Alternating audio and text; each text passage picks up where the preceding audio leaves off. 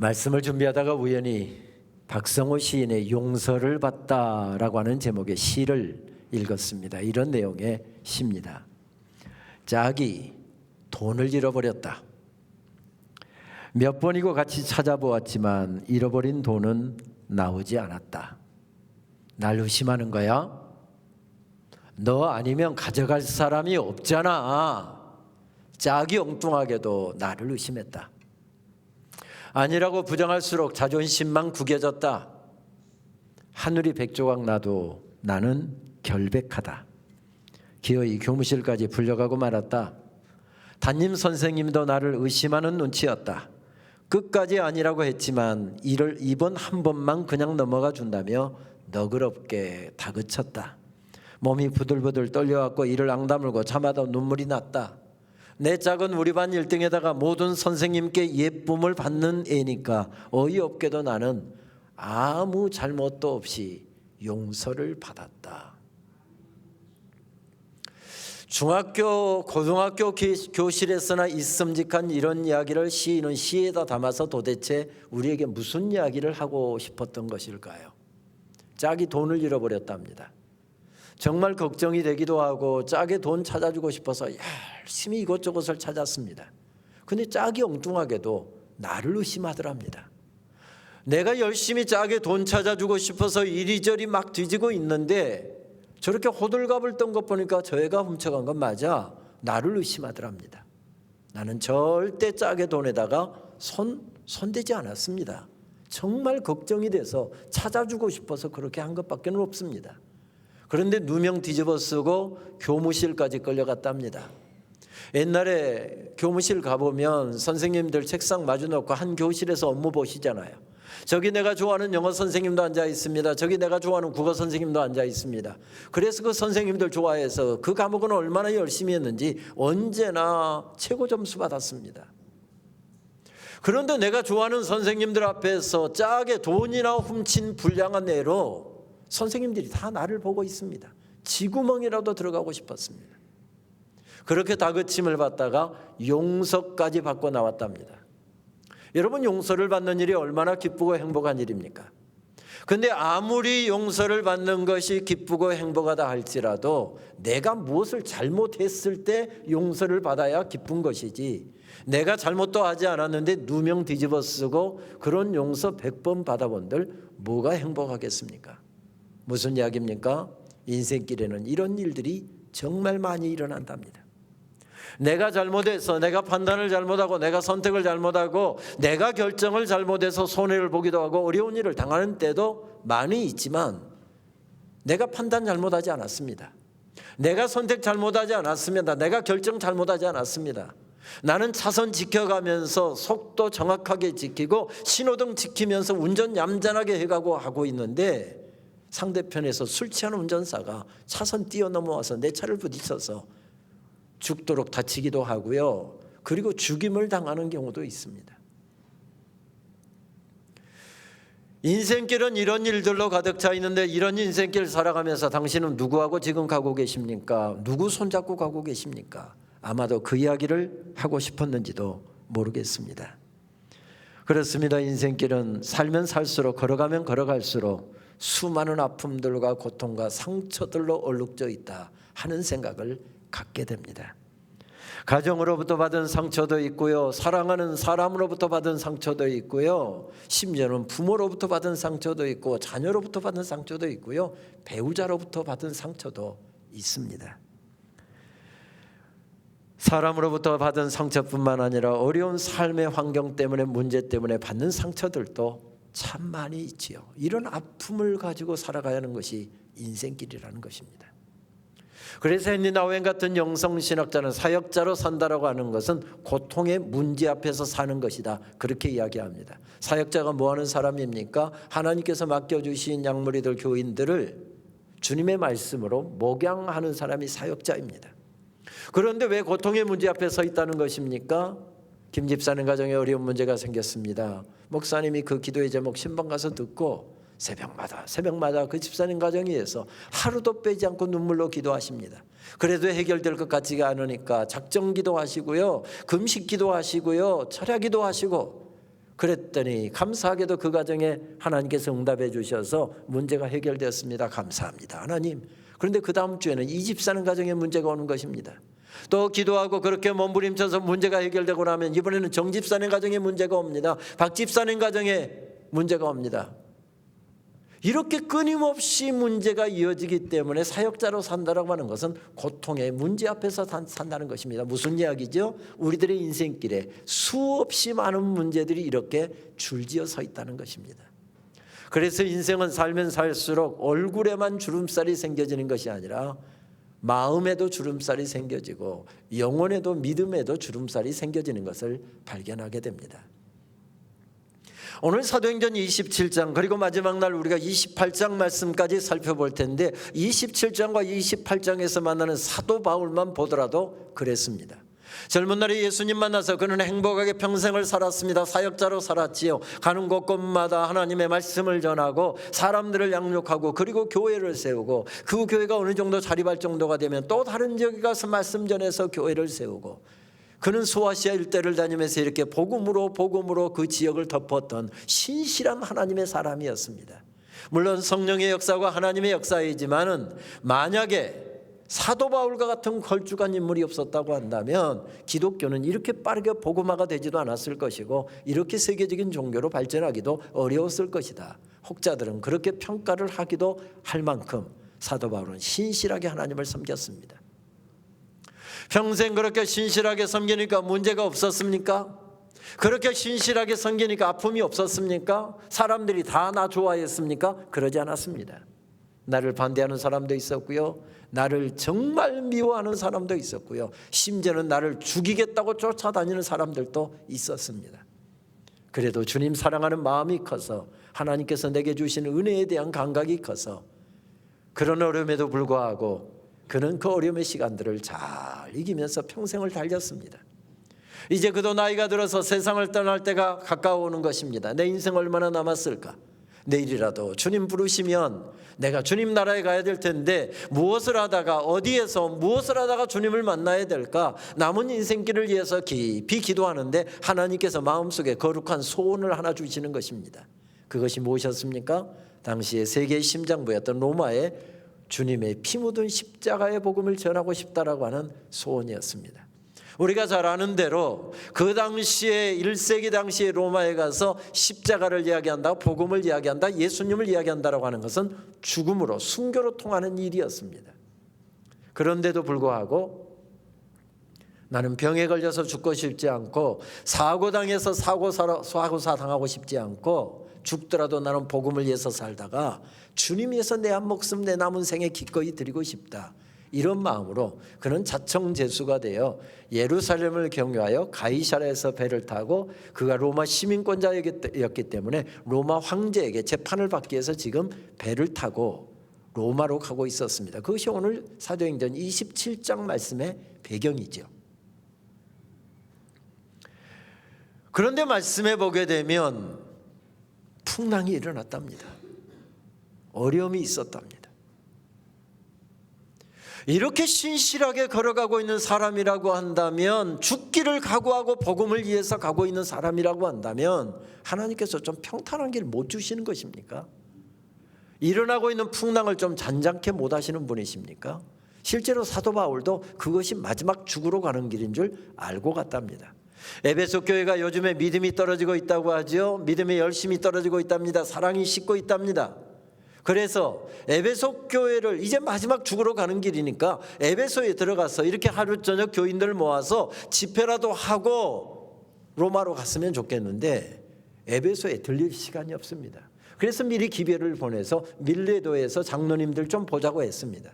같이 말씀 나누고 같이 기도하고 그들에게 권면하는데, 그리고 같이 기도하는데 에베소 교회 장로님들이 깊이 기도하셨던 분들이었던 모양이죠. 그들이 기도하다가 깨닫는 것입니다. 이것이 사도 바울 마지막 보는 것이다. 그래서 예배 끝나고 나서 뭐라고 이야기하죠? 이대로 가시면 죽습니다. 이대로 가시면 안 됩니다.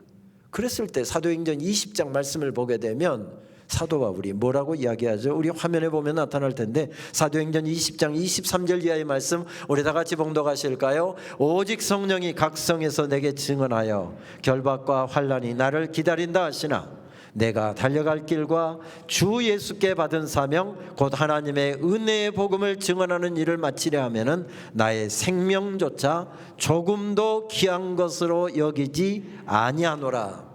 무슨 말씀이죠? 죽기를 각오하고 지금 가고 있었다는 말씀입니다. 여러분 얼마나 귀한 모습입니까?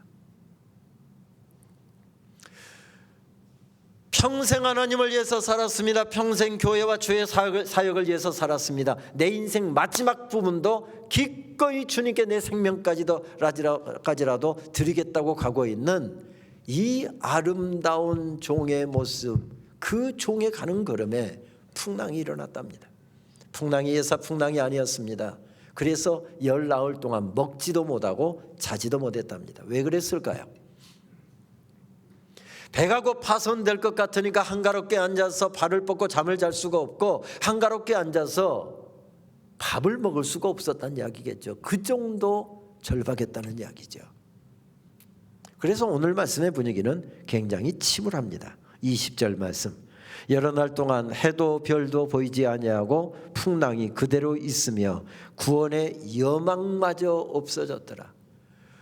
어디로 가야 살 수 있을지 해가 보여야 별이 보여야 방향을 가늠할 수가 있는데 방향을 가늠할 수가 없더란 이야기죠. 그래서 살 가능성이 전혀 없어 보이더랍니다. 오늘 27절 말씀 열 나흘째 되는 날 밤에 우리가 아드리아 바다에서 이리저리 쫓겨가다가 그렇게 생사의 갈림길에 서서 허덕이면서 가고 있는데 오늘이 벌써 열 나흘째였답니다.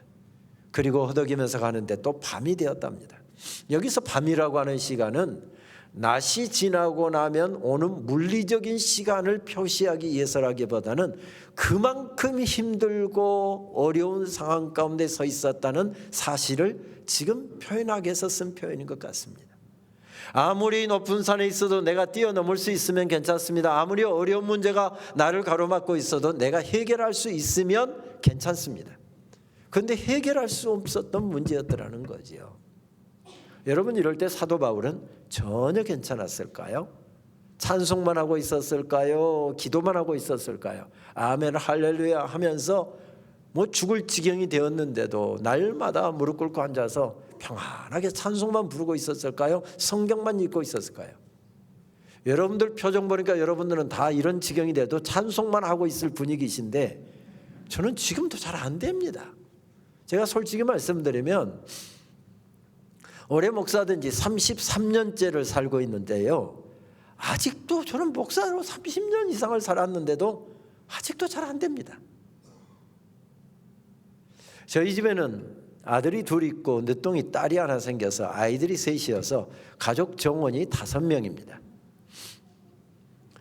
어려서부터 얘들하고 가정 예배를 드렸죠. 나이 차이가 있기 때문에 첫째하고 둘째는 다섯이 앉아서 예배를 드리는데 지금은 물론 다 컸지만 늦둥이 딸을 보면 가족들이 다 앉아 다섯이 앉아서 예배를 예배 가정 예배 그렇게 길게 일부러 드리지 않았습니다. 15분, 20분 이상 절대 넘지 않으려고 했습니다. 그러니까 얘들 다섯이 앉아서 예배를 드리는데 이 애는 딱 한 2, 3분은 다섯이 무릎에 앉아서 딱 찬송도 부르는 것 같습니다. 그러다가 3분 지나고 4분째부터 이제 요동하기 시작해서 5분째 되면 일어서기 시작하고 그 다음부터는 이제 막 혼자 휘젓고 다닙니다. 제가 그러면 예배 끝나고 나서 아이에게 뭔가 좀 이야기를 해야 될 것 같아서 그렇게 유도신문을 합니다.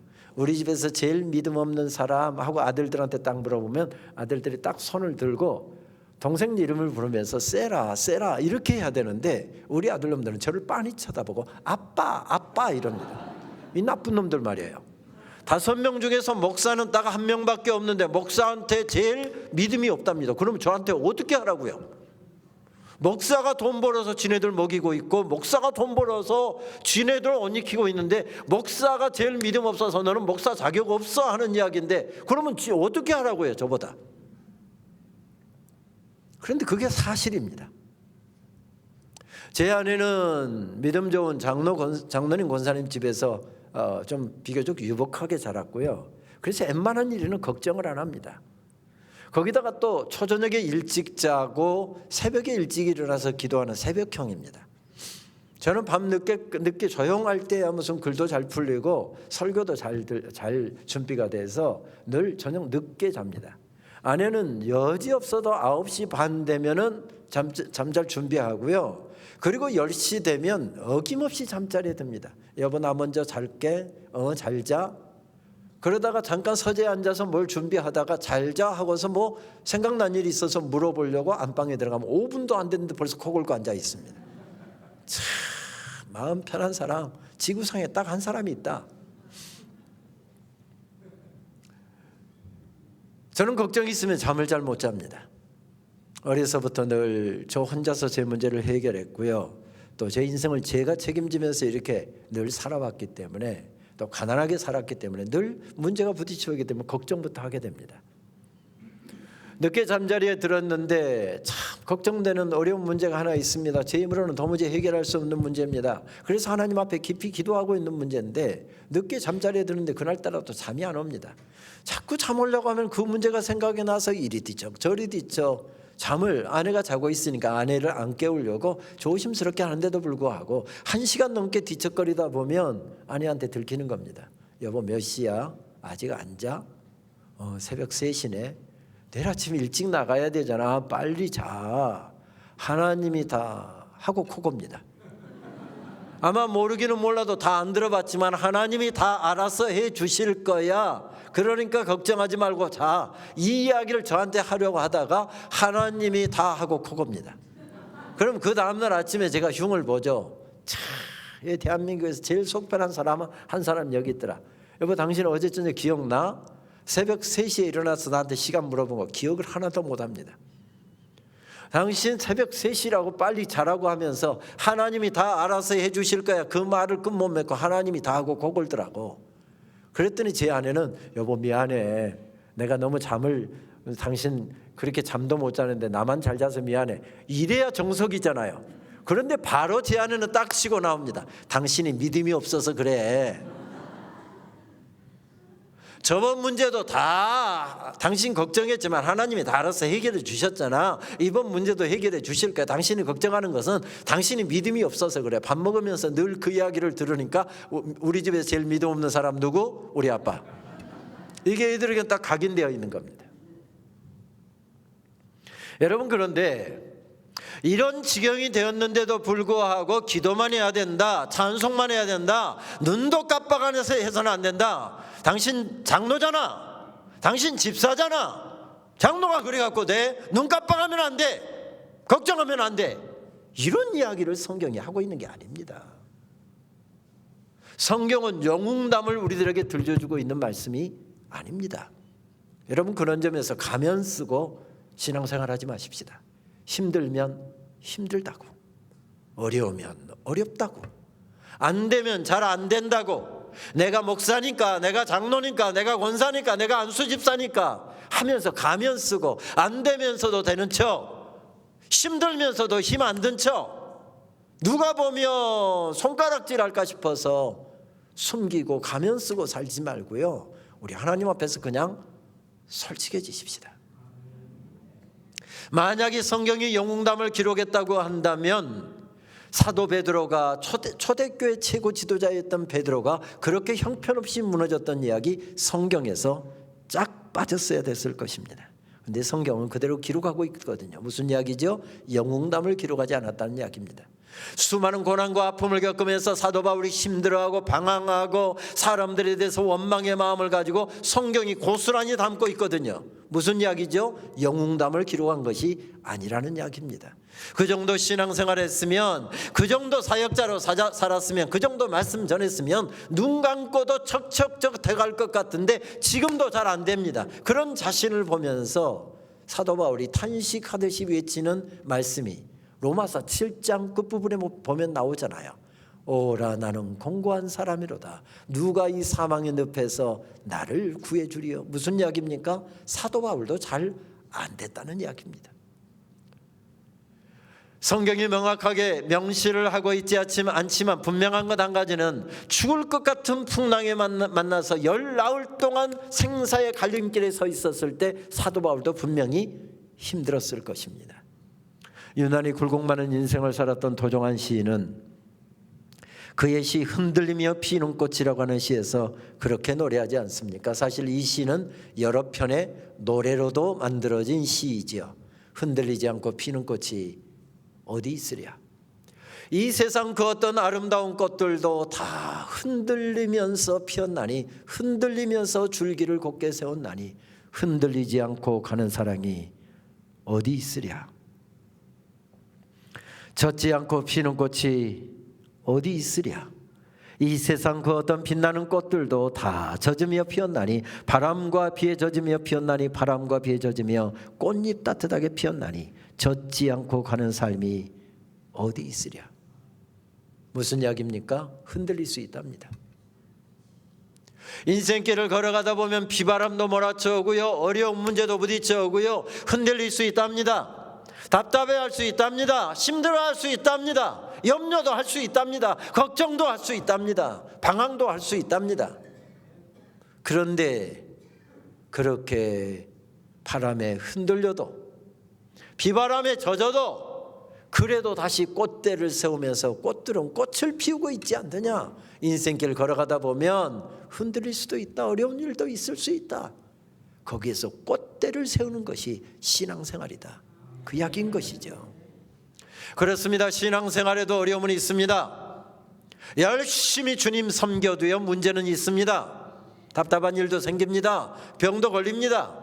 예수님 믿어도 어려운 문제 있고요, 예수님 안 믿어도 어려운 문제 있습니다. 예수님 믿어도 병 걸리고요, 예수님 안 믿어도 병 걸립니다. 예수님 믿어도 사업 안 되고요, 예수님 안 믿어도 사업 안 될 때도 있습니다. 그러면 예수님 믿는 것하고 안 믿는 것하고 차이가 전혀 없는 것입니까? 전혀 차이가 없는 것입니까? 아닙니다. 적어도 예수님 믿는 사람에게도 어려움도 있고 풍랑도 있고 답답함도 있고 병도 걸리고 자녀의 문제도 해결되지 않을 수도 있고 있지만, 적어도 예수님 믿는 사람은 캄캄한 인생길에서 죽을 것 같은 삶의 자리에서 다시 벌떡 일어나서 다시 주님 앞으로, 다시 말씀 앞으로 나아가서 믿음의 꽃대를 세우고, 기도의 꽃대를 세우고, 예배의 꽃대를 세우고, 찬양의 꽃대를 세우고, 이것이 다르더랍니다. 이것이 다르더랍니다. 오늘 사도 바울도 죽을 것 같은 삶의 자리에서 그렇게 모두 다 아우성치고 힘들어하고 죽음의 공포에 몸을 떨어야 했습니다. 모두가 죽겠다고 아우성치던 자리에서 사도 바울이 벌떡 일어납니다. 그리고 다시 주님 앞으로 나갑니다.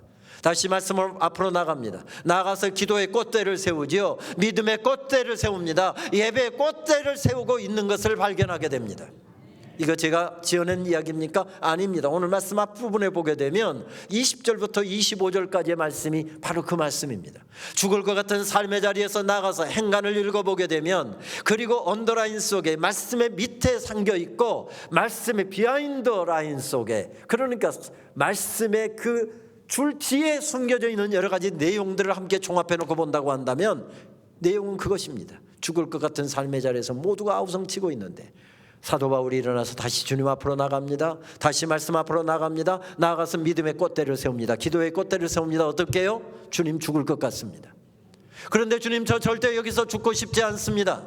열 나흘 동안 먹지도 못하고 자지도 못하고 허덕인 거 주님이 아실 거 아닙니까? 오늘 저녁에는 정말 배가 파손될 것 같습니다. 그런데 주님, 저 죽고 싶지 않습니다. 주님, 저는 겨울바다에 빠져서 허우적거리다가 그렇게 물에 수장되어 제 인생을 끝내고 싶지 않습니다. 저는 죽더라도 로마에 가서 우리 주님의 피 묻은 십자가의 복음을 전하고, 그렇게 해서 원형경기장에 끌려가 사자밥이 되어서 순교를 당하더라도 저는 그렇게 죽고 싶지, 여기서 죽고 싶지 않습니다. 그런데 주님, 죽을 것 같습니다. 뭐라고 있죠? 기도의 꽃대를 세우고 있습니다. 기도의 꽃대를 세우고 있습니다. 그때 하나님께서 그를 위해서 말씀을 주고 계십니다. 바울아, 두려워하지 말라. 네가 가이사를 보아야 되겠고, 가이사가 누굽니까? 로마 황제입니다. 로마 황제가 나를 만나러 오지 않는 한 내가 황제를 만나려고 하면 로마에 가야 황제를 만날 것입니다. 무슨 이야기죠? 여기서 죽을 것 같은데, 오늘 저녁에는 배가 파손될 것 같은데 주님은 말씀하십니다. 너는 절대 죽지 않는다. 죽을 것 같은 것은 너의 느낌일 뿐이다. 너는 로마에 가서 황제를 만나고 죽더라도 로마에 가서 죽게 될 것이다. 그가 말씀을 붙잡습니다. 주신 말씀을 먹습니다. 그리고 주신 말씀을 머리끝, 발끝, 세포끝, 손끝, 발끝에서 춤추도록 거기에 말씀을 가득 채웁니다. 건들기만 하면 말씀이 터져 나오도록 온 가슴 속에, 온 심령 속에 말씀으로 채웁니다. 그리고 말씀 붙잡고 믿음으로 걸어가고 있습니다. 그때 무슨 일이 일어납니까? 풍랑이 잔잔해집니다. 어려운 문제가 해결됩니다. 자녀 문제가 해결됩니다. 사업 문제가 해결됩니다. 인간 문제가 해결됩니다. 기도의 제목이 응답됩니다. 하나님의 말씀 붙잡고 나갔더니 모든 문제가 해결되고 있는 것을 발견하게 됩니다. 여러분, 정말 그랬습니까? 그러지 않았습니다. 다시 주님 앞으로 나가서 은혜 받고, 그리고 기도의 꽃대를 세우고 주신 말씀으로 텅 빈 가슴을 채우고 그 말씀 붙잡고 믿음으로 걸어갔는데도 불구하고 풍랑 그대로였고요, 죽을 것 같은 문제 그대로였고요, 답답한 문제 그대로였습니다. 아무 일도 일어나지 않았습니다. 그런데도 그는 말씀 붙잡고 믿음으로 한 걸음 한 걸음 걸어가고 있습니다. 그런데 성경은 바로 풍랑이 잔잔해지지 않았지만, 사도 바울이 원하는 대로 문제가 바로 해결되지 않았지만, 성경은 여기서 일어나고 있는 변화를 우리들이 놓치지 않도록 우리들의 시선을 집중시키는 것 두 가지가 있습니다. 겨울에 지중해 바다에는 갑자기 돌풍이 불어서 굉장한 풍랑들이 일어나고는 했습니다. 배에 화물이 잔뜩 실렸는데 그렇게 항해를 하다가 돌풍에 만나서 배가 뒤집어지고 파손을 한다고 한다면 엄청난 화물을 잃어버리게 되는 것이니까 엄청나게 손해를 보게 되는 것입니다. 그래서 항해를 해야 될까 말까를 결정해야 될 때 주도권, 이니셔티브를 누가 집니까? 배의 주인이었던 선주가 집니다. 이 계산 저 계산 다 해봤는데 아무래도 그래도 항해를 하는 게 좋겠다 해서 항해를 시작하려고 겨울바다에 배를 띄웠습니다. 누가 주도권을 집니까? 선장이 주도권을 집니다. 그러다가 풍랑을 만나서 오늘 말씀해 보게 되면 선원들이 배에 물의 깊이를 재기 시작했답니다. 무슨 이야기죠? 육지가 혹시 가까워지나를 가늠하려고 그런 것이죠. 그런데 그렇게 물을 재면서 가는데 20길이 되고 19길이 되고 18길, 17, 16 계속 줄어들더랍니다. 무슨 이야기죠? 육지가 가까우고 있다는 이야기죠. 그런데 칠흑 같은 밤에 어디가 육지인지, 어디로 가야 안전한 항구인지 포구인지를 가늠할 수 없이 그렇게 파도에 떠내려가다가 육지가 가까우게 된다고 한다면 분명히 암초에 부딪혀서 배가 박살이 날 것입니다. 그러면 큰 배 타고 육지에 접근하는 것은 굉장히 위험한 일이어서 이 바다의 생리에 밝은 선원들이 작은 구조선을 띄워서 자기들만 살려고 배를 버리고 구조선을 타고 육지로 접근하려고 구조선을 띄웠답니다. 이때 누가 주도권을 지죠? 오늘 말씀이죠. 누가 주도권을 집니까? 로마의 장교였던 백부장이 주도권을 집니다. 그런데 죽을 것 같은 삶의 자리에서 한 사람이 다시 주님 앞으로 나갔습니다. 그리고 믿음의 꽃대를 세웁니다. 기도의 꽃대를 세웁니다. 예배의 꽃대를 세웁니다. 주신 말씀으로 텅 빈 가슴을 채우고 죽을 것 같은 삶의 자리에서 말씀 붙잡고 벌떡 일어나서 말씀 붙잡고 걸어가고 있습니다. 그때 주도권이 누구에게로 옮겨갔는지를 보여주기 위해서 성경은 한 단어를 반복하고 있습니다. 그 단어가 무슨 단어입니까? 바울이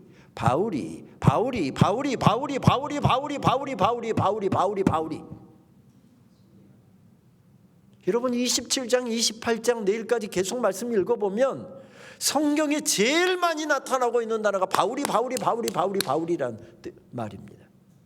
바울은 말씀드렸던 대로 지금 압송되어 가고 있는 제수였습니다. 제수는 이런 상황에서 아무런 말발이 서지 않는 영향력을 행사할 수 없는, 요즘에 리더십을 연구하는 사람들은 리더십을 인플루언스, 바로 영향력이라고 평가하잖아요. 여기서 어떤 영향력도 행사할 수 없는 그런 존재가 바로 사도 바울이었습니다. 그런데 주도권이 그 사람에게로 넘어가더라는 거죠. 무슨 말씀입니까? 다시 말씀 앞으로 나가고 다시 주님 앞으로 나가서 주신 말씀으로 텅 빈 가슴을 채우고 믿음으로 걸어가는 사람, 그 사람을 통해서 믿음의 역사가 일어난다라고 하는 사실을 보여주고 계신 거죠. 또 하나 일어나고 있는 변화를 보기 위해서 우리는 33절 말씀부터 읽어야 될 것 같습니다.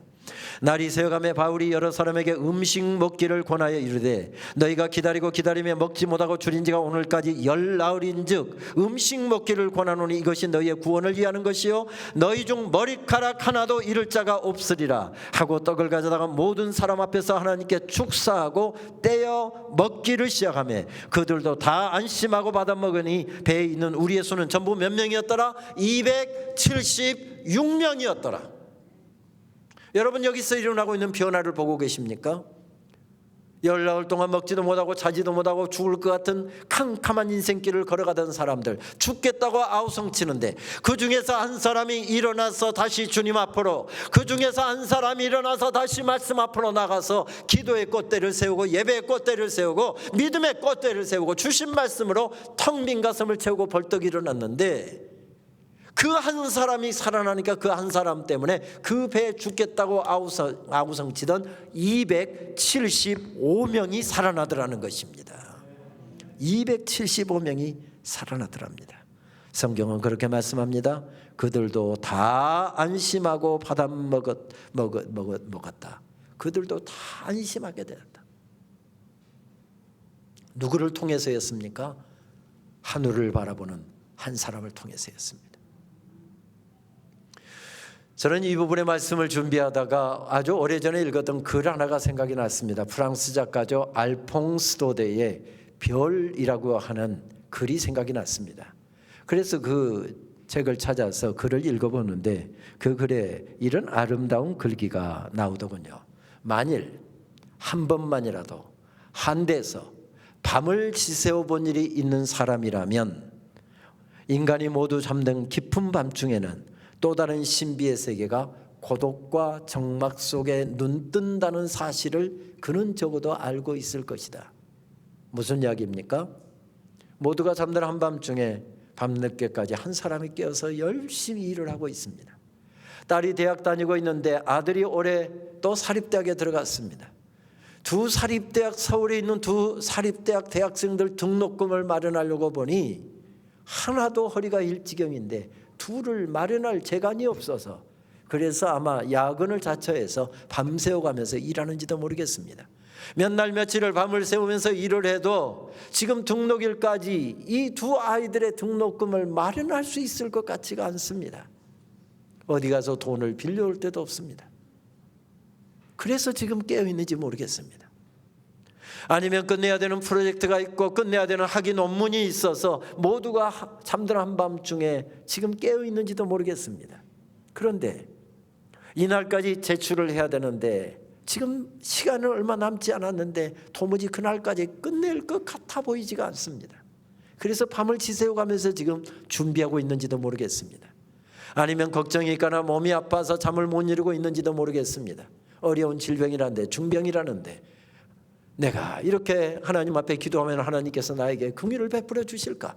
불안한 마음 때문에 잠을 이루고 있지 못하는지도 모르겠습니다. 모두가 잠든 한밤중에 그렇게 깨어있는 사람, 아무리 발버둥쳐도 자기 힘으로는 어떻게 그 문제를 해결할 수 있을 것 같지가 않아서 고개를 들어서, 나에게서 고개를 들어서 하늘을 바라보는 사람은 적어도 안다는 것입니다. 모두가 잠든 깊고 깊은 한밤중에 고독과 정막 속에서 그렇게 하늘을 바라보는 사람에게는 또 다른 신비의 세계가 눈뜬다는 사실을 그는 적어도 안다는 것입니다. 이러한 사실을 가장 잘 알려주는 찬송을 한 곡 들라고 한다고 한다면 주만 바라볼지라 하는 찬송일 것 같습니다. 하나님 사랑의 눈으로 너를 어느 때나 바라보시고 하나님 인자한 기로서 언제나 너에게 기울이시니 어두움의 밝은 빛을 비춰주시고 너의 작은 신음에도 응답하시니 너는 어느 곳에 있든지 주를 향하고 주만 바라볼지라, 주만 바라볼지라. 여기서 반주가 나와야 되는데 피아노가 합니까? 신디가 합니까? 말씀에 취하면 그럽니다. 네. 참 좋은 찬양이죠. 어둠의 밝은 빛을 비춰주시고 우리들의 작은 신음에도 응답하신답니다. 그리고 어느 곳에 있든지 주를 향하는 사람들, 하늘을 바라보는 사람들에게 하나님께서는 은혜를 베풀어 주신답니다. 저는 신대원을 마친 후에 목회가 좋아서 목회 현장에 나갔습니다. 전임 전도사 하고요, 부목하고요, 그리고 비교적 이른 나이에 서울 강남의 한 교회 한 300여 명 모이는 아담한 교회에서 첫 단임 목회를 시작했습니다. 우리 목사님이 부목으로 사역하셨던 바로 안산제일교회, 저도 그곳에서 초대 부목을 지냈지요. 참 가난한 지역이었습니다. 신도시에 가진 돈들 다 말아먹고 또 뭐 직장에서 어떻게 되고, 그래서 신도시에서 무엇을 할 수 있을까 하고 몰려든 사람, 그러니까 대부분 가난한 사람들이 그 지역의 대부분 교인들이었습니다. 그런데 교회가 급성장하고 있었기 때문에 2,500석 교회를 지었는데 교인들 정말 허리띠 졸라매 가면서 하나님, 내 평생 성전 한번 짓고 주님 나라에 갈 수 있게 주님 나 한 번만 좀 축복해 주십시오. 새벽마다 금요 철학 때마다 올라이스를 해가면서 그렇게 눈물로 기도하던 교회였습니다. 교회에서 사례비 주시면 최저 생계비 남겨놓고 나머지는 다 건축원금으로 돌려드렸습니다. 장로님들 주일마다 모여서 이번 주에 지불해야 될 돈이 2천만 원인데, 이번 주에 지불해야 될 돈이 3천만 원인데 그 돈이 마련이 안 돼서 몇 시간째 지금 어떻게 그 돈을 준비할까, 그걸로 고심하고 있는데 수중에 돈 10만 원이나 있다고 한다면 바로 그거 건축원금으로 드려야 했지, 그거 나중에 무슨 해서 돈 모아놓고 이렇게 살 수 있는 상황이 아니었습니다. 그러다가 저는 담임을 나갔기 때문에 담임 나가면 좀 좋아지겠지, 대치동에 본래 교회가 있었는데 개포 사동 쪽, 옛날에 포이동이라고 그랬죠, 그쪽이 개발되면서 그쪽으로 교회를 지어서 옮기게 되었습니다. 그러니 또 마찬가지였습니다. 수중에 돈 10만 원 놓고 살 수가 없었습니다. 저는 그렇게 목회 한 3년 담임 목회를 하다가 대학원 지도교수의 강권에 못 이겨서 미국 유학길에 올랐습니다. 유학을 가려고 하는데 입학허가서도 떨어지고 이제 날짜도 잡아놓았는데 수중에 돈 10만 원이 없는 것입니다. 저는 대학 3학년 때부터 입주 가해하고 아르바이트하고 그러면서 독립선언하고 저 형제들의 내력이기도 해서 그렇게 그냥 학교 대학 졸업하고 신대원 공부했습니다. 그런데 늦은 나이에 유학 가면서 부모에게 도와달라는 이야기 할 수가 없었고요. 저는 성격이 변변찮아서 지금도 저 도와달라는 이야기는 누구에게 이만큼도 못하는 사람입니다. 그런데 수중에 돈은 없지요. 날짜는 하루하루 다가오죠. 머리가 터지는 것 같았습니다.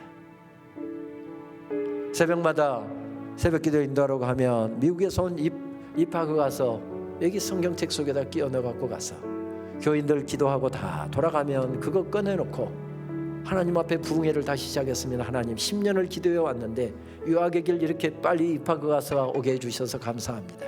저 3월 29일 유학 출발합니다. 그런데 수중에 저 돈 10만 원 없는 거 아시잖아요. 저 성격이 변변찮아서 누구한테 나 도와달라는 이야기 못하는 것 주님 아시잖아요. 그렇게 기도하다가 그때 제일 많이 불렀던 찬송, 옛날 찬송가 잊어버리지도 못하는데 455장 찬송, 주 안에 있는 나에게 딴 근심이 있으랴, 그 찬송 막 부르면서 혼자 은혜를 받고, 주 안에 있는 나에게 딴 근심이 있으랴, 목사가 무슨 근심이 있었겠습니까? 십자가 밑에 나가 내 짐을 풀었네, 무슨 죄짐이 있었겠습니까? 다 십자가 밑에 풀었는데 먹고 사는 문제는 여기까지 가득 차 있었습니다. 그러다가 1절 부르고 2절 부르고 3절 부르다가는 내주는 자비하셔서 늘 함께 계시고 네 궁핍함을 하시고, 이 궁핍함이라는 단어만 나오면 수중에 돈 10만 원 없는 게 왜 그렇게 서럽습니까? 막 엉엉엉엉 울었습니다. 그런데 한 달에 그렇게 기도하는데 응답이 교회와 장로님들을 통해서 오더라고요. 저는 그때 솔직히 말씀드리면 3년 목회하고 나서 퇴직금이 있는지도 몰랐습니다. 근데 장로님들이 퇴직금 겸 장학금 겸 해서 가족이 가서 비행기표 끊고 한 6개월 버틸 수 있는 돈을 도와주셨습니다. 그건 무작정 들고 세 식구가 출발했습니다. 항상 빠듯했습니다. 박사과정 공부하면서는 등록금은 밤새워서 공부해서 장학금 받아서 해결을 했고, 생활비는 주말에 부부가 나가서 일해서 충당을 했습니다. 항상 아슬아슬했습니다. 박사과정 공부하면서는 4시간 이상 잠을 잡았던 기억이 별로 없는데 항상 잠이 부족했지만 새벽이면 미국 신학교는 새벽 기도회도 없는데 그냥 학교 채플에 가서 강단 앞에 무릎 꿇고 손 들었습니다. 그렇게 1시간여 부부가 나가서 기도하고 돌아오면요, 알지도 못했던 미국 사람이 돈을 보내오기도 하고요, 한국에 있는 동기 목사님이, 선배 목사님이 월 100불씩 10만 원씩 1년 동안 2년 동안 내가 장학금 보내줄게, 막 돈이 들어오기 시작하는데요, 주체를 할 수 없을 정도로 돈이 들어오기 시작했습니다. 여러분, 그랬으면 얼마나 좋았겠습니까마는 그런 일은 한 번도 없었습니다. 말씀드렸잖아요. 저는 믿음이 없는 목사라고. 그렇게라도 하면 뭔가 하나님이 도와주실 것 같았습니다. 그러면 어떻게 누구 좀 도움의 손길을 도와주실 것 같았습니다. 그런데 돈은 한 번도 보내주신 적이 없고 새벽기도 마치고 돌아오면 꼭 제 입술에, 어느 날은 제 아내의 입술에 담아주셨던 찬양이 바로 이 찬양, 주만 바라볼지라는 찬양이었습니다.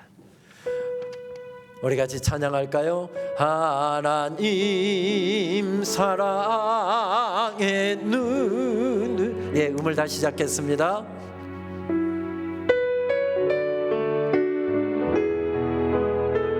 하나님 사랑의 눈으로, 하나님 사랑의 눈으로 너를 어느 때나 바라보시고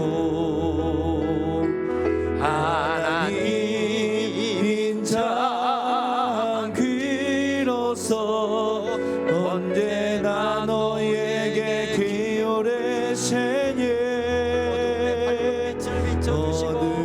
어둠에 밝은 빛을 비춰주시고 너의 작은 신음에도 응답하시니 너는 어느 곳에 있든지 주를 향하고 주만 바라볼지라.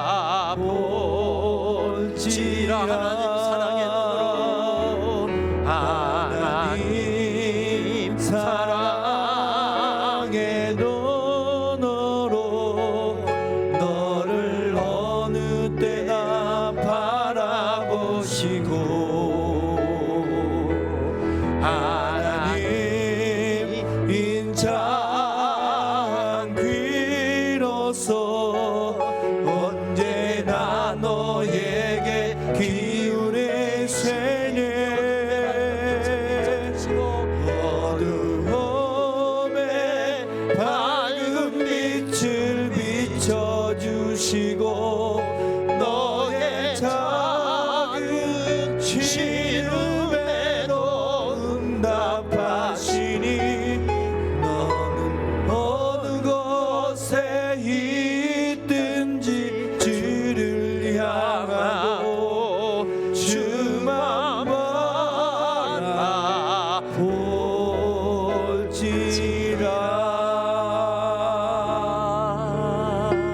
할렐루야. 육지가 가까웠기 때문이 아니었습니다. 내가 원하는 대로 모든 것이 풀렸기 때문이 아니었습니다. 풍랑이 잔잔해졌기 때문이 아니었습니다. 주님을 바라보았기 때문이었습니다. 주님을 바라보는데 주님께서 내게 말씀을 주시는데, 바울아 두려워하지 말라. 19 동안 허덕이면서 달려올 때 하나님은 내 기도는 안 듣고 계시는 줄 알았습니다. 하나님이 나 잊어버리신 줄 알았습니다.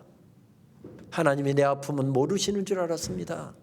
하나님이 내 눈물은 모르시는 줄 알았습니다. 그런데 아니었습니다. 아니었습니다. 주님이 알고 계신답니다. 주님이 보고 계신답니다. 내 이름 잊어버리지 않으셨답니다. 바울아, 마치 목장주가 새로 가축이 들어오게 되면 이제부터 너는 우리 집에 내 가축이다 해서 인을 치듯이 예수 그리스도로 우리를 구원하신 하나님, 하나님의 자녀 삼으시고 백성 삼으신 하나님께서는 우리를 아예 자녀로 인치셨답니다. 그래서 하나님은 세상 끝날까지 우리 잊어버리지 않으신답니다. 그의 당당함의 이유가 무엇이었습니까? 말씀이었습니다. 그의 당당함의 이유가 무엇이었습니까? 말씀이 보여주시는 하나님의 사랑이었습니다. 하나님이 나 여전히 사랑하신답니다. 하나님이 여전히 나 잊지 않으셨답니다. 하나님이 내 아픔도 알고 계시고, 하나님이 내 이름도 알고 계시고, 하나님이 내 눈물도 알고 계시고, 하나님이 내 기도도 듣고 계시고, 하나님이 내 어려움도 보고 계시고, 하나님이 내 간구도 다 듣고 계시답니다. 그것이 사도 바울을 일으켜 세웠습니다. 그렇습니다. 멀리 가는 물은 다릅니다. 어떤 사람들은 신앙생활하다가 어려우면 주저앉아 버린 사람도 있고요. 혹시 이단이 와서 깨면 엉뚱한 신천지로 빠지고 이단으로 빠진 사람도 있고요. 다른 종교로 빠져버린 사람도 있고요. 어떤 사람은 하나님 떠나버린 사람도 있습니다. 그러나 멀리 가는 물은 다르답니다. 그래서 박재삼 씨는 멀리 가는 물이라고 하는 시에서 이렇게 노래합니다. 멀리 가는 물이 있으니 흐린 물줄기를 만나도 때 묻은 물줄기와 뒤엉켜도 다시 맑아지며 멀리 가는 물이 있으니 보아라 보아라 저기 멀리 가는 물을. 마지막 행을 읽다 보면 저는 마치 우리 주님의 목소리를 듣는 것 같습니다. 내 사랑하는 딸아, 어렵고 힘드냐? 내 사랑하는 아들아, 너도 죽을 것 같냐? 사도 바울도 그랬단다. 죽을 것 같은 삶의 자리에서 믿음의 꽃대 세우고, 기도의 꽃대 세우고, 주신 말씀으로 텅 빈 가슴 채우고, 저렇게 당당하게 달려가고 있는 내 사랑하는 아들을 너도 좀 보아라 보아라 보아라 보아라. 이거 우리 주님의 음성 아닙니까? 멀리 가는 물은 다르답니다. 그가 잘나서였습니까? 똑똑해서였습니까? 우리보다 대단한 사람이었기 때문이었습니까? 그가 특별한 사람이었기 때문이었습니다. 아닙니다. 어려움이 오면 똑같이 힘들고, 풍랑이 일면 똑같이 두렵고, 죽음 앞에 놓여 있으면 누구나 다 두렵고, 우리와 똑같은 사람이었답니다. 그런데 그 캄캄한 인생길에서, 풍랑이는 바다에서 그가 승리할 수 있었던 비결이 무엇이었습니까? 하나님의 말씀이었습니다. 말씀이 그의 가슴에 들어가자 에스겔의 마른 뼈들이 살아나는 것처럼 그의 심령이 살아나는 것입니다. 엠마오로 내려가는 두 제자들이 낭망하고 실망하고 부활도 믿지 못하고, 심지어는 예수님 함께 가고 있는데도 불구하고 예수님을 마치 옆집 아저씨 취급하면서 그렇게 걸어가고 있었던 사람들, 그들 속에 하나님의 말씀이 들어갔을 때 그들의 가슴이 뜨거워졌고, 그들의 영의 눈이 열렸고, 그들이 다시 힘을 얻더란 것입니다. 일어서더랍니다. 죽음의 위협이 도사리고 있는 예루살렘으로 달려가더란 이야기입니다. 무엇이 그들을 살렸습니까? 하나님의 말씀이었습니다. 그의 당당함의 이유는 말씀이었습니다. 어떤 말씀을 들었기 때문이었습니까? 바울아, 두려워하지 말라. 내가 가이사 앞에 서야겠고, 또 하나님께서 너와 항해하는 자를 다 내게 주셨노라. 이 말씀 붙잡습니다. 이 말씀 먹습니다. 그리고 그 말씀 텅 빈 가슴에 채우고 말씀 붙잡고 달려갑니다. 그 말씀이 보여주시는데 예수님이 나를 안고 가고 계십니다. 나와 함께 가고 계십니다. 내가 죽을 것 같이 출렁거리면서 힘들어하고 있을 때 예수님도 나와 함께 가고 계시고, 내 아픔을 알고 계시고, 내 눈물을 알고 계시고, 그것이 그의 당당함의 이유였습니다. 아니, 이 말씀이 보여주시는 것은 하나님이 얼마나 나를 사랑하시는지, 세상 끝날까지 나와 함께 가시는, 정말 사랑하기 때문에 끝까지 가시는 그 하나님의 사랑이 그의 당당함의 이유였습니다. 고도현 시인은 한여름이라고 하는 제목의 시에서 그렇게 노래를 하더군요. 남녘 장마 진다는 소리에 습관처럼 안부 전화 누르다가 아, 이젠 안 계시지. 무슨 이야기입니까? 저 서울 사는 아들이 저 남쪽 고향에 80이 넘었는데 팔순 노모가 혼자서 고향을 지키고 계십니다.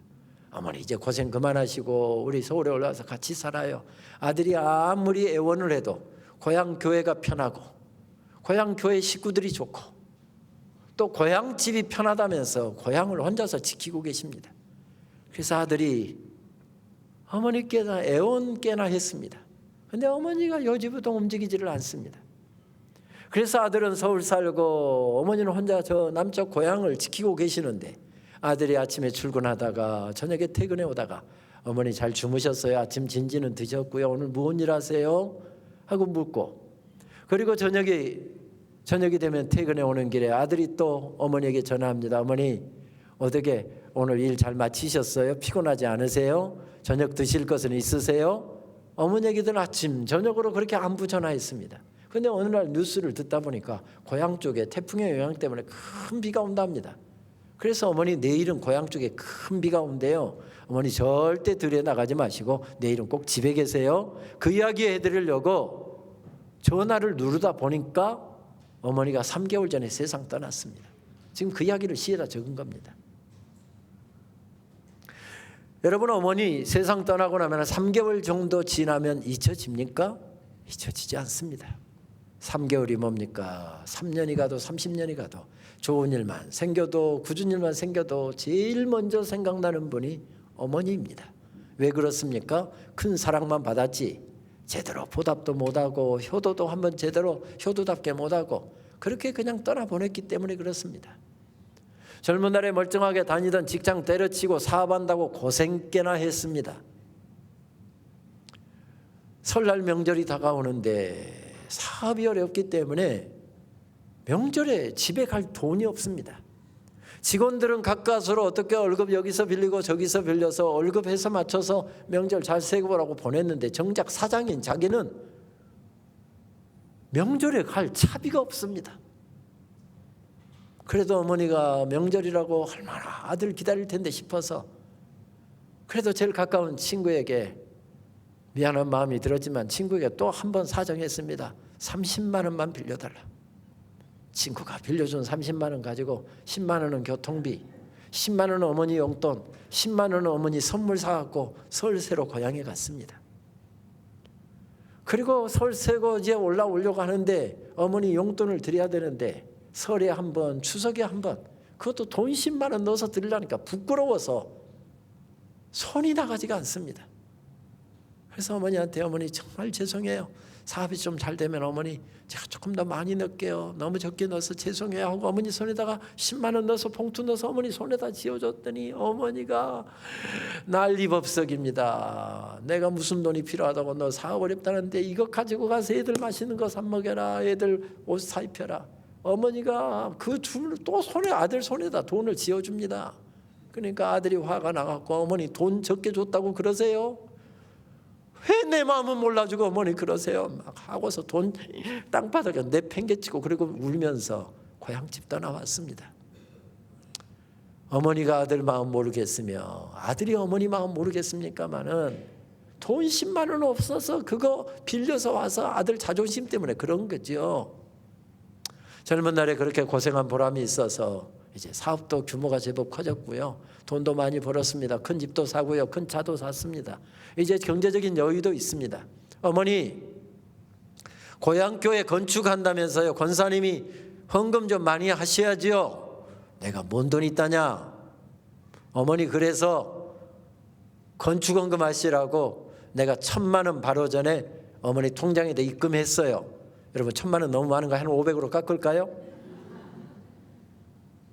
용돈은 따로 보내드릴 테니까 어머니 그 돈은 다른 데 쓰지 말고 꼭 건축헌금 드리세요. 건축 완성될 쯤에 제가 다시 또 1,000만 원 보내드릴게요. 그럴 형편이 지금 여유가 있습니다.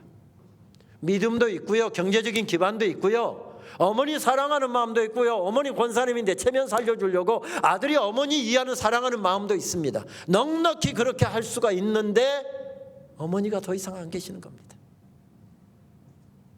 그래서 어머니 못 잊어버리고 사는 것입니다. 만세반석 열린 곳에 내가 숨어 있으니 원수막이 손 못 대고 환란 풍파 없도다. 저는 이 찬송만 부르다 보면 험한 세월 살아오시면서 저희 어머니가 가장 즐겨 부르셨던 찬송이었기 때문에 저는 끝을 못 맺고 결국 어머니 생각 때문에 이 찬송 부르다 보면 눈물을 짓고는 하는 찬송입니다. 목사가 찬송 부르면서 운다 하니까 굉장히 존경하는 눈빛으로 쳐다보시는데 저는 유행가도 종종 부르고요. 유행가 부르다가 또 은혜를 받아갖고 울 때도 있습니다. 어머님의 손을 놓고 돌아설 때는 부엉새도 울었다고 나도 울었어. 여러분, 은혜가 되는지 찬송가 띠적거리는 분인데 이거 찬송 아닙니다. 비 내리는 고모령입니까? 전에 남인수 선생님과 고복 선생님과 불렀던 옛날 노래죠. 여러분, 고모령이 어딘 줄 아십니까? 저도 대구 가서 알았던 사실인데요. 숙소가 인터블고 호텔이었는데 그 인터블고 호텔 바로 건너 뒤편이 고모령이라고 그러더라고요. 지금은 도시화가 되면서 거의 평탄화가 돼서 언덕도 별로 언덕답게 느껴지질 않던데 1941년에 대학 다니는 아들이 일제에서 강제로 학도병으로 끌려가고 있었습니다. 어머니가 들어가시라고 해도 따라오고 어머니 그냥 들어가시라고 해도 또 따라오고, 그래서 고모령 언덕까지 어머니가 따라오셨습니다. 거기서 어머니 손 부여잡고 어머니 잘 계세요. 어머니 잘 계세요. 아들도 살아서 돌아올 수 있을지 모르겠고 엄마도 이 아들이 살아와서 다시 이 손을 잡을 수 있을지, 그렇게 눈물로 아들을 학도병 떠나본 고개가 바로 고모령인데 그 내용을, 그 이야기를 토대로 해서 쓴 노래 가사라고 그러죠. 저는 제 컴퓨터에 가수별로 영상 파일과 소리 파일이 이 노래에 있습니다. 노래를 좋아해서요. 이 노래를 한 번씩 저는 어머니 생각만 나면, 예를 들면 어머니 기일이 다가온다든지 명절이 다가온다든지 어머니 생신, 또 아니면 어버이날 다가올 때면 꼭 어김없이 꺼내서 이 노래를 받으면서 들으면서 은혜를 몽땅 받습니다. 그런데 그렇게 은혜를 받다 보면 핍박이 시작됩니다. 제 아내로부터 오는 핍박입니다. 여보 왜 그렇게 청승맞은 노래를 듣고 그래? 저는 환난과 핍박에도 아랑곳하지 않고 끝까지 듣습니다. 그러면 핍박이 더 가세되죠. 여보 제발 볼륨 좀 줄여, 볼륨 좀 줄여. 볼륨 안 줄입니다. 이어폰 꺼내갖고 끝까지 듣습니다. 어느 날인가는 어머니 기일이 주일이어서 그날 섬기는 교회 가서 예배드리고 오후에 좀 컴퓨터 작업을 할 것이 있어 오늘은 내가 절대 비 내리는 고모령 안 들으리라 하고 참았다가 어머니 생각이 하도 나서 오후 5시쯤에 비 내리는 고모령을 들으면서 혼자 어머니 생각하면서 은혜를 몽땅 받고 있다가 맞아 죽는 줄 알았습니다. 목사가 비 내리는 고모령이 주일날 뭔 이야기여. 4주를 가까이 그런 찬송 불러야지. 저에게 사연이 있어서 그렇습니다. 저는 미국에서 다시 석사과정 다시 밟았고요. 석사과정 마치고서 막 박사과정 학교로 이사를 했습니다. 그리고 지도교수들 찾아뵙고 뽑아주셔서 감사하다고 다 인사하고, 또 지도교수들 다음 학기에 들을 과목들, 그 과목에서 반드시 읽어야 될 책들을 교수들한테 미리 추천을 받아서 아무래도 2-3명 모여서 토론식으로 수업이 진행되는데 책을 읽어가지 않으면 토론에 참여할 수가 없기 때문이죠. 미국 애들보다는 아무리 영어 읽는 속도가 늦을 수밖에 없기 때문에, 그래서 미리 추천을 받아서 책 이만큼 쌓아놓고 도서관에서 열심히 책 읽고 있는데 한국의 누이의 전화 한 통화를 받고 숨이 멎는 것 같았습니다. 제1호 형이 한 사람이 있는데 그 형이 평소에 감기 한 번 안 걸리던 분인데 폐암 3기 진단이 떨어졌고 3개월밖에 못 산다 하는 진단이 떨어졌다는 겁니다. 저에게 참 많은 영향을 주었던 형이었습니다.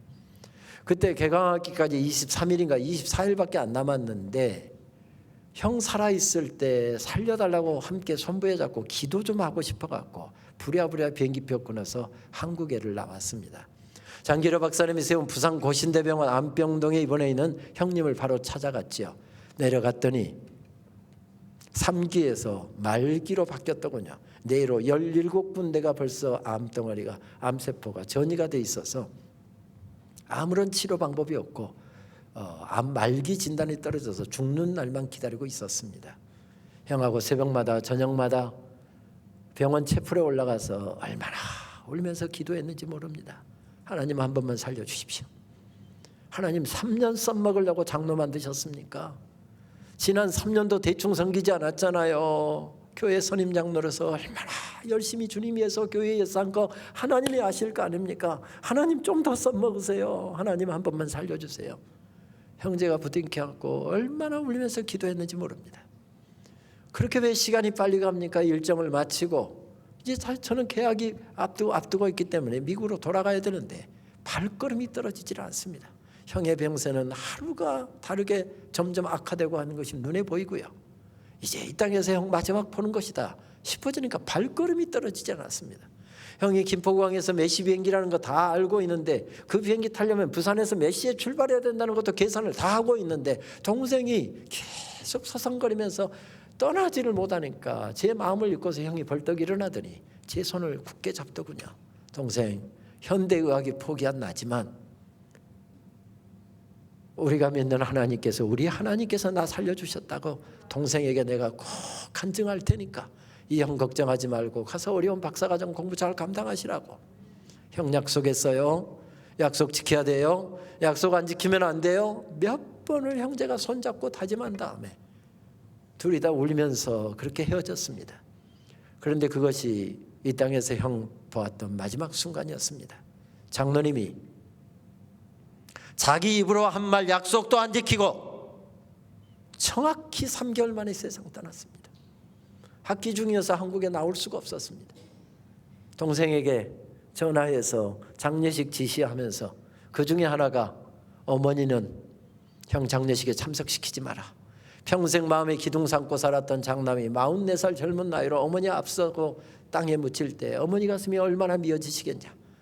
어머니 장례식 참석시키지 마라. 그랬더니 어머니가 장례식 끝나고 나서 머리로는 장남 죽었다는 걸 다 아는데 가슴으로 못 받아들이는 겁니다. 그리고 그냥 계속 앉아서 아들이 어머니 하고 들어오기를 기다리고 앉아 있다는 겁니다. 마치 넉나간 사람처럼 매일매일 그렇게 아들 기다리고 있다는 겁니다. 어느 때는 교회 가시다가 찬송가 들고 예쁘장하게 옷 챙겨 입고 이렇게 가시다가 갑자기 죽은 아들 생각나면 찬송가 성경책 길바닥에 내팽개쳐 놓고 그냥 땅바닥에 철퍼덕 앉아서 땅을 치면서 아들 이름 부르면서 통곡을 한다는 겁니다. 옆에 지나가던 집사님이 보고서 권사님이 왜 이러세요? 권사님 왜 이러세요? 그러고 가까스로 달래서 오늘 예배 드리러 갔답니다. 그런 이야기를 미국에서 들으니까 얼마나 속이 상합니까? 바로 그날 저녁에 전화하죠. 어머니 왜 그러세요? 권사님이 왜 그렇게 믿음이 약해지세요? 잠시 후면 우리 천국 가서 다 만날 텐데 왜 그러세요? 다 안다. 애미 걱정하지 마라. 애미 잘할 거다. 그래 놓고 나서 전화 끊고 나면 또 눈물바라 마신다는 겁니다.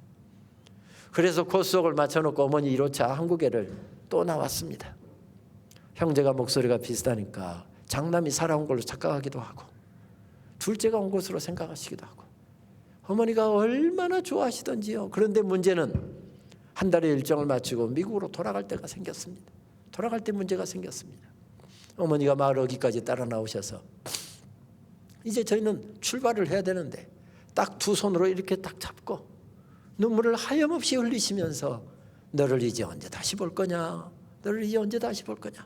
어머니 보통 아무리 빨리 끝내려고 해도 5년 이상은 걸리는데요. 제가 2년 마쳤으니까 어머니 2년 안에 4년 안에 제가 마치고 올 테니까 어머니 2년만 더 기다려주세요.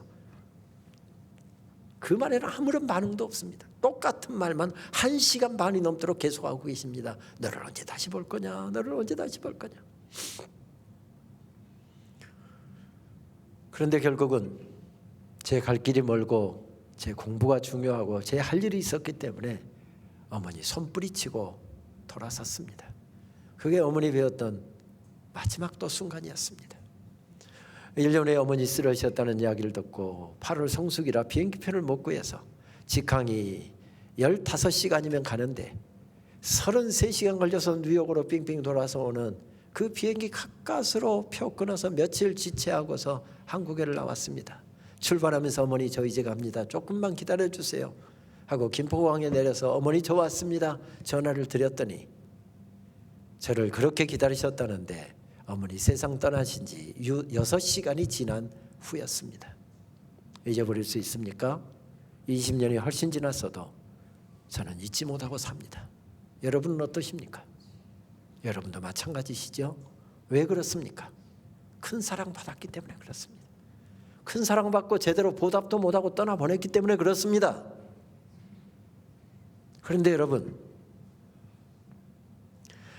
아무리 백발이 되고 어머니 나이보다 내가 더 나이를 먹었어도 어머니는 죽을 때까지, 눈 감을 때까지 잊어버리지 못하고 살아가면서, 어머니 사랑은 잊지 못하고 살아가면서, 왜 우리는 조금만 어렵고 조금만 답답한 일이 생기면 하나님이 나 버리신 것 같고, 하나님이 안 계신 것 같고, 하나님이 나 더 이상 사랑하시지 않는 것 같고, 우리 왜 그러는 것입니까?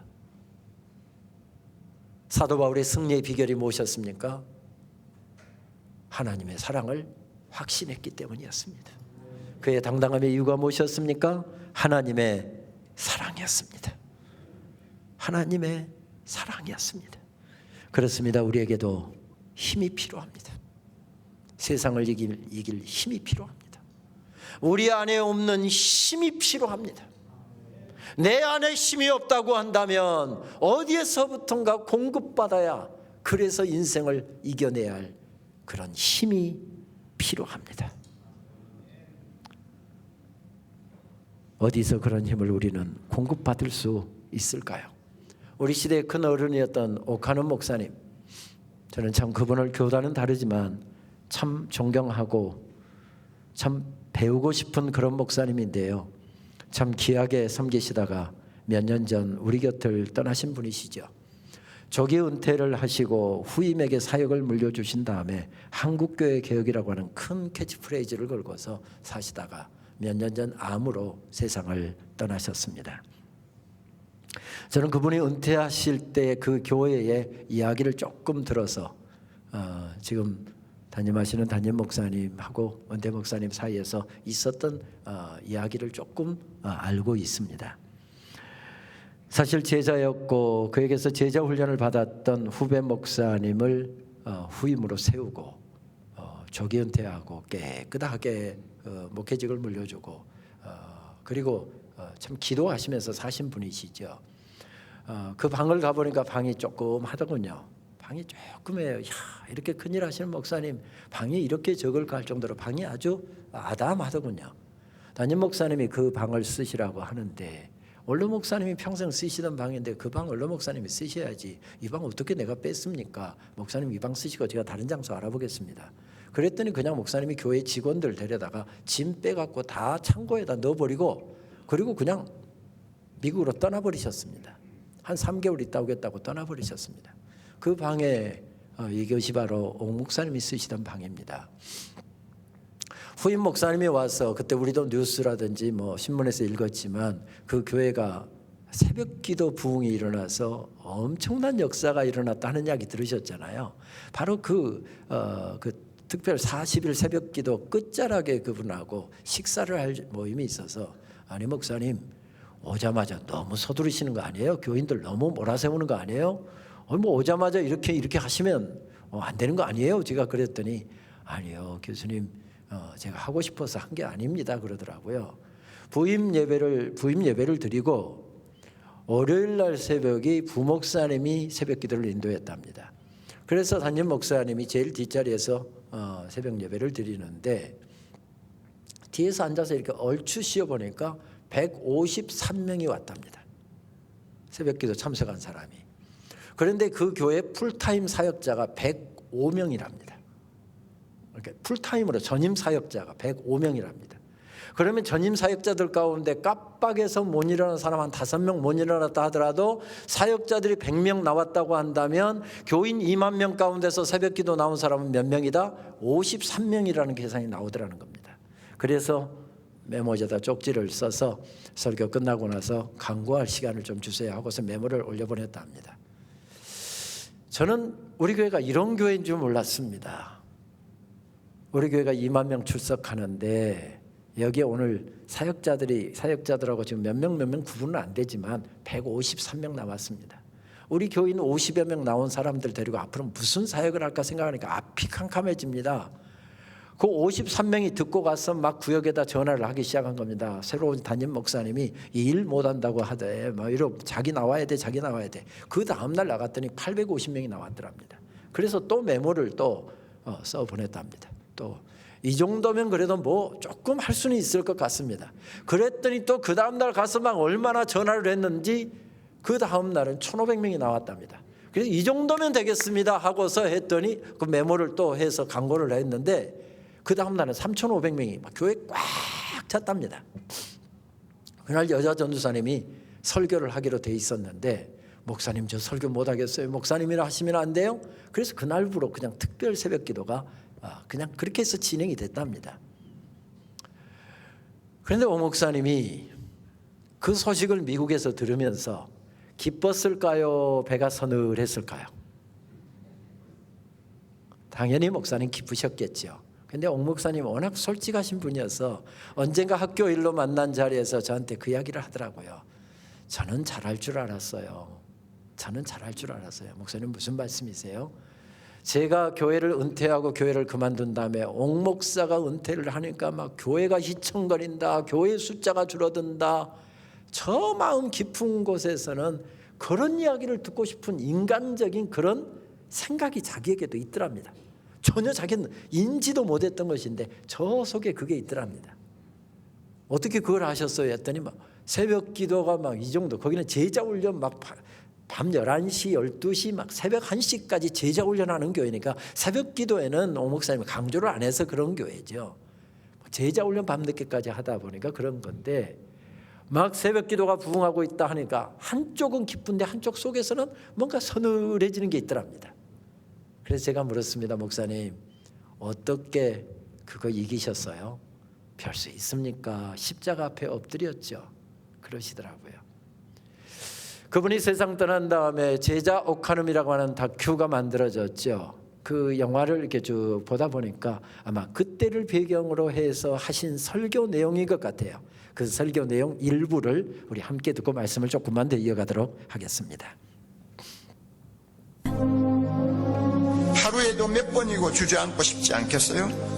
자신감은 점점 없어지고 불안해지고 두려워지고 사는 것이 겁나고 무능한 자신, 남처럼 앞서지 못하는 자신이 원망스럽고 나중에는 그렇다고 해서 자기를 붙들어주는 손도 없고 기댈 만한 데도 없고 결국은 우울증에 빠지는 비참한 일들이 우리 주변에 많이 있습니다. 이럴 때 우리에게 필요한 것이 있다면 뭡니까? 힘이요. 힘이요. 세상을 살 수 있게 하는 힘이요. 벌떡 일어나게 하는 힘이요. 자존심을 살려주는 힘이요. 절대로 기죽지 않게 하는 힘이요. 펴글거릴 때마다 붙들어주는 강한 손이요.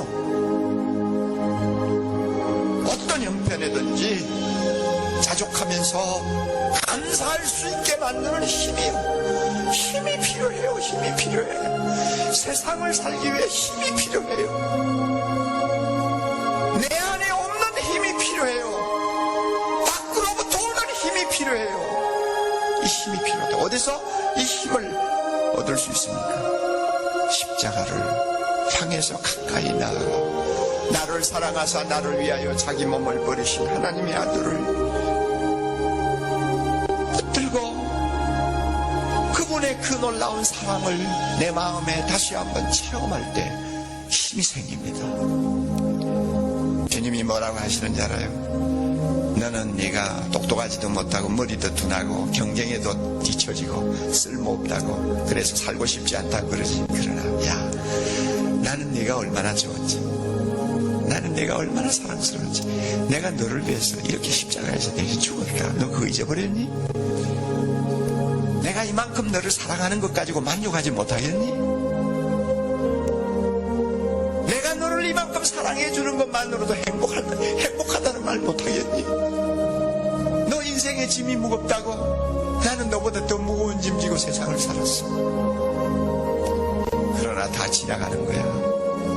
나중에 내가 너에게 안겨줄 하늘의 영광은 세상의 고난과 비교가 안 돼. 십자가 앞에서 주님이 주시는 이런 음성을 듣는다면 힘이 안 생길까요? 힘이 안 생길까요? 내가 이렇게 소중한 존재구나. 하나님이 나를 이렇게 소중하게 보시는구나. 나는 절대 시시하게 인생 살 수는 없어. 가난하다고 해서 나는 하나님도 나를 아무것도 아닌 것처럼 취급하지 않으셨어요. 나는 소중한 존재예요. 여러분, 이런 자아의식을 다시 회복할 때 힘이 안 생기겠어요? 예? 내 당대는 고생할지 모르지만 내 자식 때 하나님이 축복해 주실 것이다. 오늘은 고생할지 모르지만 내일 아침에는 하나님께서는 나로 하여금 춤을 추게 만들어 주실 것이다. 우리 하나님 오늘도 살아계셔. 그분이 십자가에서 죽으셨어. 그거 생각하면 힘이 안 나겠어요? 여러분, 하루 10분만 십자가의 죽음을 묵상하십시오. 아무리 바빠도 하루 10분만 나를 사랑하사 나를 위하여 자기 몸을 버리신 주님 앞으로 다가가세요. 하루 10분만 그분 십자가 밑에서 흘러내리는 피에 여러분의 손을 담고 그분을 우러러보십시오. 세상이 아무리 험해도 세상 살기가 아무리 힘들어도 다시 한번 일어날 수 있는 힘을 얻을 것입니다. 십자가에서 흘러내리는 하나님의 사랑의 힘이 우리를 벌떡벌떡 일으켜 세울 것입니다. 우리에게 자존심을 심어줄 것입니다. 그렇습니다. 우리에게도 힘이 필요합니다.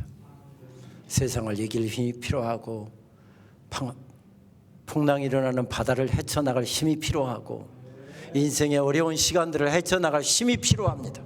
힘이 필요합니다. 그런데 이 힘을 공급받았던 한 사람이 거기 우뚝 서 있었을 때 죽겠다고 아우성치던 사람들이 살아났답니다. 오늘 이것을 우리 이야기로 바꿔볼까요? 내가 살아났더니 우리 자녀들이 살아나고, 내가 살아났더니 우리 남편이 살아나고, 내가 살아났더니 우리 아내가 살아나고, 내가 살아났더니 우리 딸이 살아나고, 내가 살아났더니 우리 구역이 살아나고, 내가 살아났더니 우리 청년회가 살아나고, 내가 살아났더니 죽겠다고 힘들어하던 사람들이 다시 하나님 앞에서 힘을 얻고. 그래서 저는 초대교회 교부였던 이레니우스가 했던 이야기를 참으로 좋아합니다. 살아있고 충만한 한 사람은 하나님의 영광이다. 저는 이 말이 왜 그렇게 좋습니까? 그래서 아예 몇 년 전에 출간한 제 책 서문에다가 이 이야기를 썼습니다. 살아있고 충만한 한 사람은 하나님의 영광이다. 살아있고 충만한 목사, 하나님의 영광이랍니다. 살아있고 충만한 장로, 하나님의 영광이랍니다. 살아있고 충만한 엄마, 살아있고 충만한 아빠, 하나님의 영광이랍니다. 하나님, 내가 그 사람 되게 해주십시오. 짧은 인생길 살아가면서 우리가 이 세상 떠나고 난 다음에도 우리가 이만큼 사는 것은, 이만큼 우리가 축복받고 사는 것은 우리 엄마가 새벽마다 나를 위해서 기도했기 때문이고, 우리 아버지가 그렇게 신실하게 주님 중심으로 살았기 때문이고, 우리 부모님이 그렇게 하나님 앞에 충성하셔서 그 열매 내가 땀 먹고 사는 것이다. 우리 자녀들이 우리가 떠나고 난 다음에도 이렇게 이야기한다고 한다면 우리는 잘 산 사람 아니겠습니까? 하나님, 살아있고 충만한 한 사람, 캄캄한 인생길에서 한 사람이 살아났을 때, 한 사람이 충만해졌을 때 그 죽겠다가 아우성치던 자리가 하나님의 영광이 나타나는 자리가 되었던 것처럼, 하나님, 내가 그 사람 되게 해 주십시오. 이번 집회 기간 동안에 이런 힘을 공급받는 역사가 있게 되기를 바랍니다. 우리는 어떻게 일어설 수 있을까요? 어떻게 우리의 믿음의 지수를 높일 수 있을까요? 사도 바울은 풍랑이는 바다에서 캄캄한 인생길에서 어떻게 믿음의 지수를 높였던 것인가요? 한 가지밖에 없었습니다. 다시 주님 앞으로, 다시 말씀 앞으로 나아가서 믿음의 꽃대를 세우고 기도의 꽃대를 세우고 주님을 바라보았을 때 일어났던 일이었습니다. 여기도 어르신들이 계셔서 말씀드리기가 좀 조심스럽기는 합니다만은, 나이 60이 넘으면 인사법이 달라진다고 그러잖아요. 나이 60이 안 된 장로님께 장로님 안녕하셨습니까? 예, 목사님 잘 있었습니다. 목사님도 잘 지내셨지요? 이렇게 보통 인사가 주고받는데, 나이 60이 넘은 장로님에게 목사님이 장로님 안녕하셨습니까? 그러면 장로님이 고개를 빳빳이 쳐들고 이렇게 대답한다잖아요. 목사님, 부위별로 다 다른데 어떤 부위를 말씀하시는 것입니까? 여러분, 서글프지만 이게 사실이잖아요. 혈압은 안녕하는데 관절이 안녕 못하고, 관절은 안녕하는데 허리가 안녕 못하고, 허리는 안녕하는데 당뇨가 안녕 못하고, 당뇨는 안녕하는데 이가 안녕 못하고, 이것이 우리 인생길이잖아요. 우리는 점점 지금 안녕 못할 시간으로 치닫고 있는 것입니다. 이런 인생길 걸어가면서 누구와 함께 걸어가시겠습니까? 어디서 힘을 공급받겠습니까?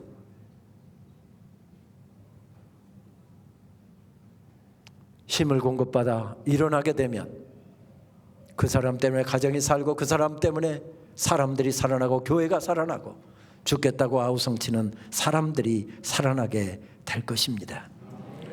몇 년 전 5월 저는 어느 주일 아침 지방의 한 교회에서 설교를 하게 되었습니다.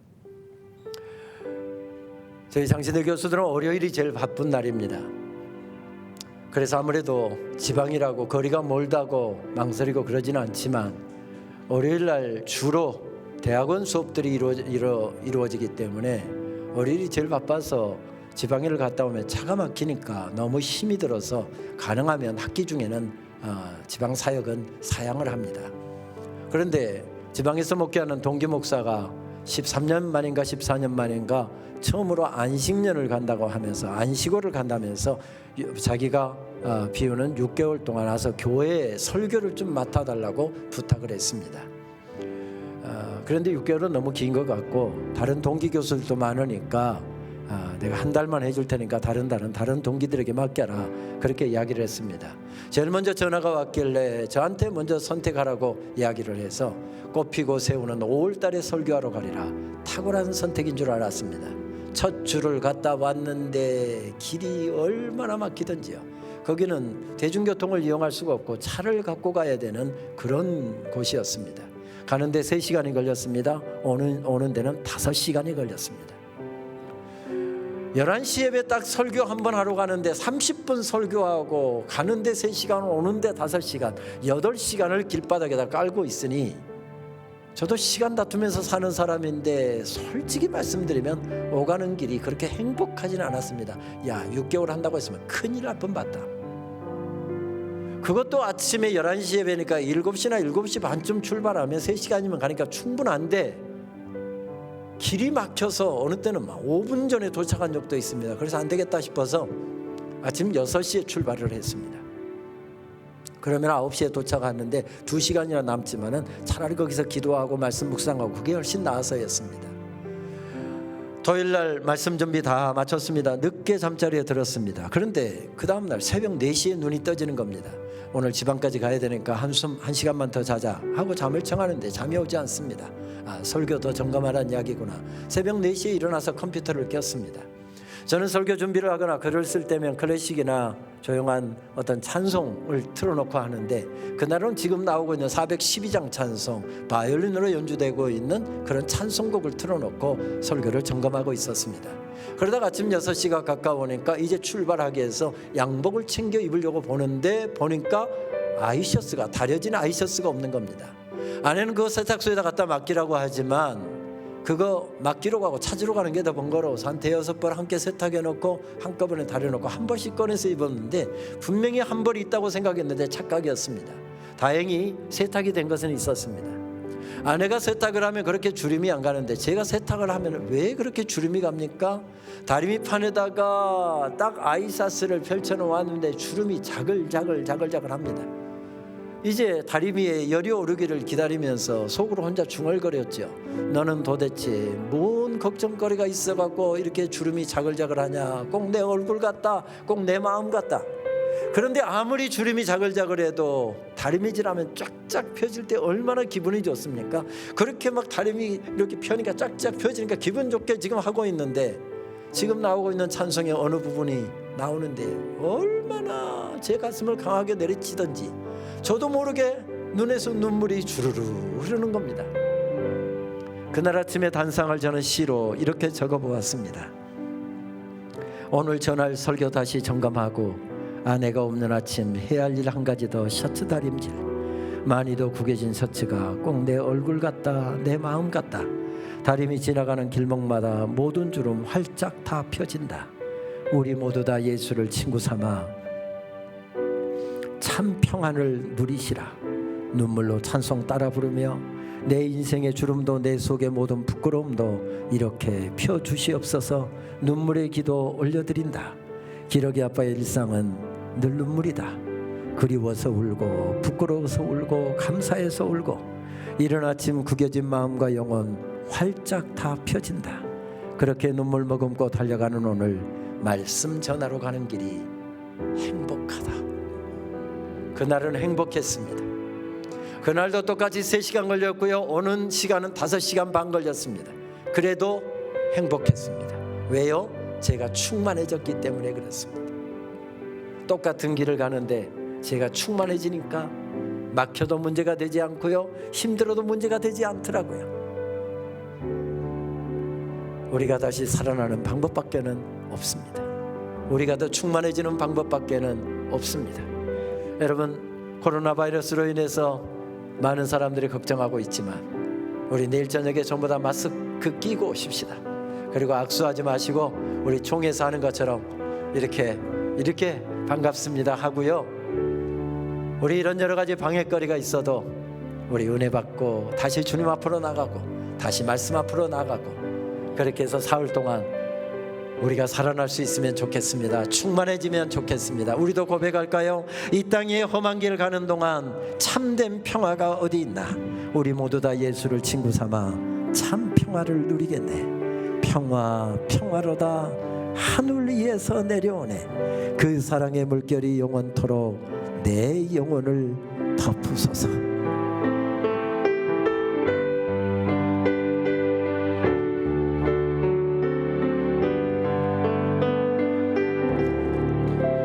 내 영 위에 험한 길 가는 동안 참된 평화가 어디 있나. 우리 모두 다 예수를